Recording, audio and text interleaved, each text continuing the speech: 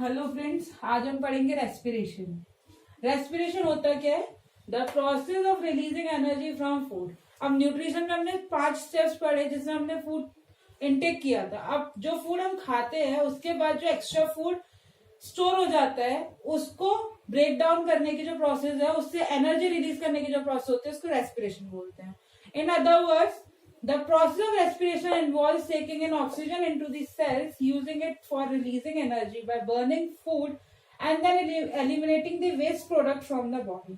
जो प्रोसेस होती है रेस्पिरेशन की, उसमें हम ऑक्सीजन लेते हैं एनवायरमेंट से, then that oxygen breaks the food and release energy and the waste product is removed out from the body. The equation is food, oxygen के साथ ऑक्सीजन रिएक्ट करती है फूड के साथ and it will form carbon dioxide, water plus energy.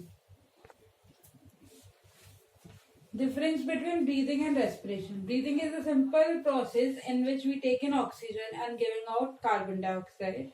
But in respiration, we take in oxygen to break down food to release energy. Now, how energy released during respiration is stored? जो energy release होती है respiration के time पर, वो store कैसे होती है? The energy release is used to make ATP molecules. जो एनर्जी रिलीज होती है आपकी रेस्पिरेशन के टाइम पर, उसको हम यूज करके एटीपी मॉलिक्यूल्स फॉर्म करते हैं। एटीपी की फुल फॉर्म है एडेनोसिन ट्राइफॉस्फेट। एटीपी मॉलिक्यूल्स बनते कैसे हैं? एडीपी मॉलिक्यूल फॉस्फेट मॉलिक्यूल के साथ मिलकर प्लस एनर्जी, तीनों चीज मिलाकर एटीपी बनाते हैं। सेकेंड पॉइंट में क्या होता है, जब सेल्स को वापस जरूरत होती है एनर्जी की, तो जो एटीपी मॉलिक्यूल यहाँ पर हमने कंबाइन किया था जिसमें एनर्जी सेव थी, स्टोर थी एनर्जी, वो ब्रोकन डाउन हो जाता है and it gives ADP molecule, adenosine diphosphate, phosphate, और एनर्जी रिलीज हो जाती है that can be used by the body whenever we need the energy. Types of respiration. There are 2 types of respiration: aerobic respiration and anaerobic respiration. If we talk about aerobic respiration is that type of respiration in which we uses oxygen. जिसमें oxygen की जरूरत होती है, उस respiration को हम बोलते हैं एरोबिक रेस्पिरेशन। फॉर ग्लूकोज है आपका, ग्लूकोज का एक मॉलिक्यूल है, ग्लूकोज मॉलिक्यूल का ब्रेक डाउन हो रहा है आपका साइटोप्लाज्म में and process termed as glycolysis.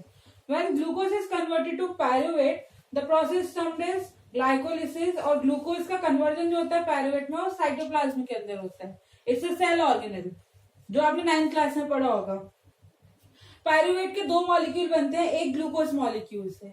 Pyruvate molecule जो होता है ऑक्सीजन के प्रेजेंस में ब्रोकन डाउन हो जाता है आपका, जो हमें देता है 6CO2, 6H2O, 38 एटीपी मॉलिक्यूल्स।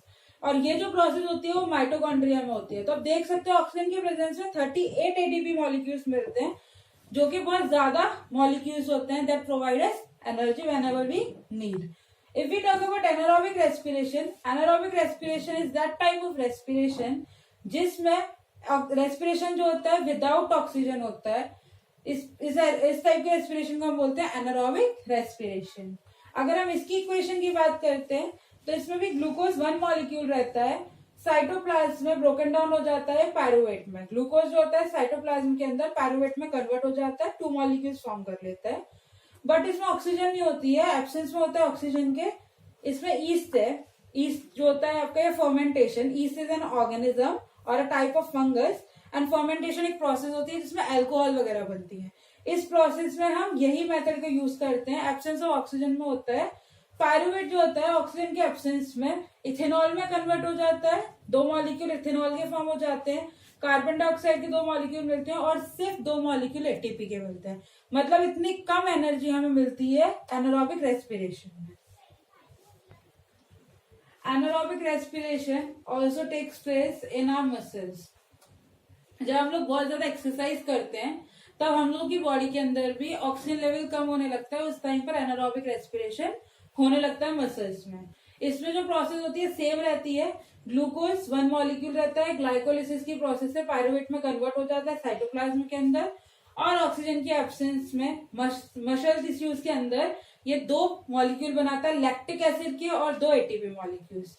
पहले हमने देखा एनिमल्स में जो प्रोसेस हो रही थी वो आपकी उसमें इथेनॉल फॉर्म हो रहा था, लेकिन जो ह्यूमन मसल्स होती है उसके अंदर 2 मॉलिक्यूल लैक्टिक एसिड के बनते हैं।